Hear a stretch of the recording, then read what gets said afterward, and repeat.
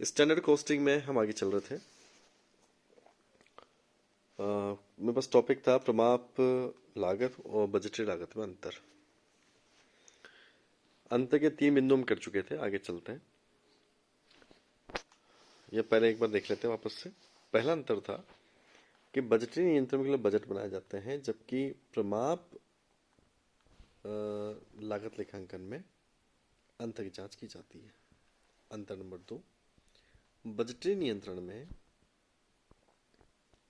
केवल अनुमान लगता है, जबकि प्रमाप लागत लेखांकन में सुधारात्मक कार्य भी की जाती है और उत्तरदायित्व का निर्धारण किया जाता है।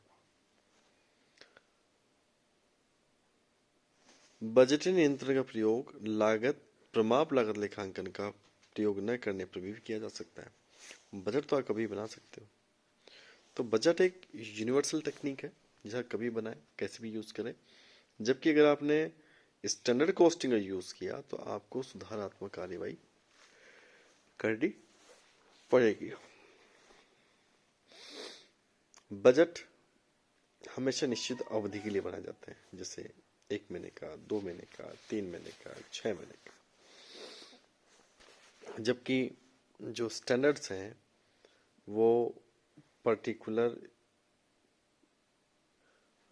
किसी वस्तु के लिए या किसी प्राइस के लिए पर्टिकुलर लॉट पे विश्लेषण करने के लिए बनाया जाता है। बजट एक संभावित विधि है, जबकि स्टैंडर्ड कॉस्टिंग एक साइंटिफिक तरीका है। बजट प्रत्येक वित्तीय वर्ष में बनाया जाता है, जबकि प्रमाप लागत लेखांकन लागत लेखों का एक तरीके का प्रक्षेपण है। बजट कई प्रकार से बनाए जा सकते हैं, जैसे सेल्स का, प्रोडक्शन का, एक्सपेंसेस का बजट। तो बजट कई प्रकार के होते हैं, जबकि स्टैंडर्ड जो होती हैं वो केवल बेसिकली जो स्टैंडर्ड होता है वो मटेरियल लेबर के लिए बनता है। कई बार आप ओवरहेड का विश्लेषण करने के लिए भी स्टैंडर्ड कॉस्टिंग यूज कर सकते हैं। अगला आता है प्रमाप लागत लेखांकन का उद्देश्य, महत्व एवं लाभ। जो प्रमाप लागत लेखांकन है वो एक तरीके से लागत चेतना है। मतलब आपको अवेयरनेस टू कॉस्ट, जो कॉस्ट है उसके प्रति अवेयर करता है स्टैंडर्ड कॉस्टिंग। स्टैंडर्ड कॉस्टिंग में आप एक्चुअल बजट को हमेशा एक्चुअल से कंपेयर करते हैं और कंपेयर करके एक सुधारात्मक कार्यवाही करने की कोशिश करते हैं। इसलिए आपकी ये कोशिश रहती है कि जो खर्चे हैं वो किसी भी परिस्थिति में बजट से अधिक ना जाए। इसलिए ये जो स्टैंडर्ड कॉस्टिंग है वो आपको कॉस्ट के प्रति अवेयर करती है कि आप खर्चों को कंट्रोल करने की कोशिश करें। लागत नियंत्रण कॉस्ट को कंट्रोल करती है। कुशलता के माप का आधार, अगर स्टैंडर्ड कॉस्टिंग के आधार पर अगर आप बजट को एक्चुअल से कंपेयर करते हैं और स्टैंडर्ड कॉस्टिंग के आधार पर अगर आप सुधारात्मक कार्यवाही करेंगे तो आपके इन फ्यूचर जो डिसीजंस होंगे वो सही होंगे और आपके जो खर्चे हैं वो कंट्रोल रहेंगे। निविदा मूल्य निर्धारण करना,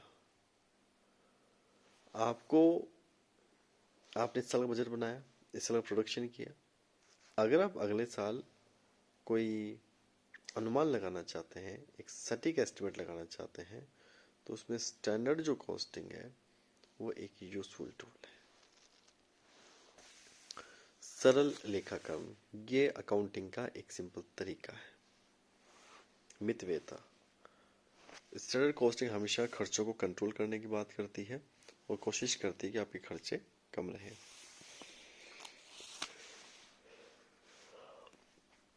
उत्पादन क्षमता का पूरा उपयोग, स्टैंडर्ड कॉस्टिंग के आधार पर आप हमेशा बजट को एक्चुअल से कंपेयर करते हैं और तुलना करके सुधारात्मक कार्यवाही करते हैं और आप ये कोशिश करते हैं कि जहाँ भी कोई खर्चा अधिक हुआ है, चाहे मटेरियल में खर्चा अधिक हुआ हो या लेबर में हुआ हो या ओवरहेड्स में हुआ हो, तो आप उन्हें कम करने की कोशिश करते हैं। मितव्ययता। उत्पादन क्षमता का पूरा उपयोग करना। बजट बना के जब आप बजट के अनुसार कार्य करेंगे तो कोशिश ये रहती है कि हमारी जो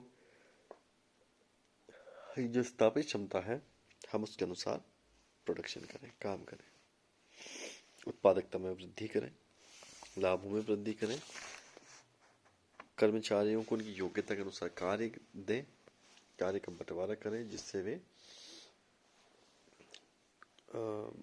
जिससे हमारा जो लेबर कॉस्ट है उसको हम सही यूटिलाइज कर पाएँ, खर्चों को कंट्रोल कर पाएँ। स्टॉक के मूल्यांकन में सहायक है, प्रबंधकों को लाभ मिलता है। स्टैंडर्ड कॉस्टिंग के आधार पर अगर आप सुधारात्मक कार्यवाही करते हैं, जांच करते हैं, तो आप बेटर अच्छी पॉलिसी बना सकते हैं और खर्चों को कंट्रोल कर सकते हैं। अगला आता है प्रमाप लागत लेखांकन की सीमाएं। पहला अनुपयुक्त और खर्चीली विधि है, एक्सपेंसिव है। स्टैंडर्ड कॉस्टिंग में आप हमेशा बजट बनाते हो, बजट बना के एक्चुअल से कंपेयर करते हो।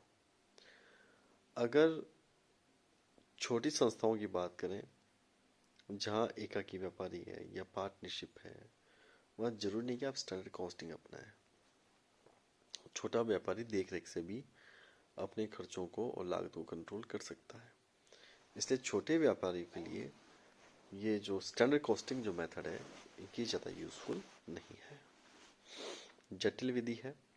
इसमें जो एनालिसिस होता है वो एनालिसिस संख्याओं के आधार पर होता है और संख्याएं हमेशा आपको सही निर्णय प्रदान करें।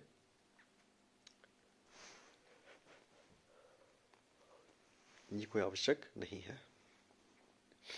बजटीय नियंत्रण की आवश्यकता। स्टैंडर्ड कॉस्टिंग के लिए हमेशा बजटीय कंट्रोल की आवश्यकता पड़ती है, मतलब बजट बनाकर और उसे कंपेयर करने की आवश्यकता पड़ती है। व्यापारिक कठिनाइयाँ आती है। अब आप कहते हैं कि भाई हम लेबर को कंट्रोल करने की बात करें, तो लेबर को आप कंट्रोल कैसे करेंगे? क्योंकि लेबर कंट्रोल करने के लिए आपको कई प्रकार की जो व्यावहारिक समस्याएं हैं, उनकी संतुष्टि है, उनकी कार्य दशाएं हैं, उनके प्रोडक्शन आवर्स हैं, उन सबको आपको एनालाइज करना पड़ेगा।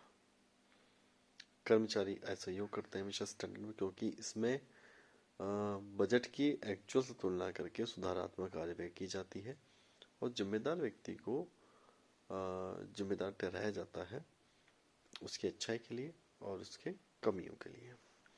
इसलिए कर्मचारी स्टैंडर्ड कॉस्टिंग अपनाने पर इसका विरोध भी करते हैं। गलत प्रमाण निर्धारण से हानि है। आपने बजट बनाया 1000 किलो का, लेकिन एक्चुअल प्रोडक्शन हो गया 1500 किलो का। तो अगर आपका बजट आपने सटीक या सही नहीं बनाया और एक्चुअल में अगर मान लीजिए प्रोडक्शन ज़्यादा हो गया या कम हो गया, तो आपका बजट फेल हो जाता है। इसलिए जब भी आप बजट बनाए तो बजट हमेशा प्रीवियस डेटा और फ्यूचर डिमांड और मार्केट एनालिसिस को ध्यान में रखकर बनाया जाना चाहिए। ऊंचे प्रमाण निर्धारण से हानि। कई बार हम बजट बड़ा बना लेते हैं, भाई हम तो इतना माल बेच देंगे, ऐसा कर देंगे, वैसा कर देंगे, लेकिन ऐसा हो नहीं पाता है। इसलिए बजट हमेशा प्रैक्टिकल होना चाहिए, व्यावहारिक होना चाहिए और उसी के अनुसार आपको काम करना चाहिए, ताकि बजट के जो उद्देश्य हैं उन्हें आप अचीव कर पाए।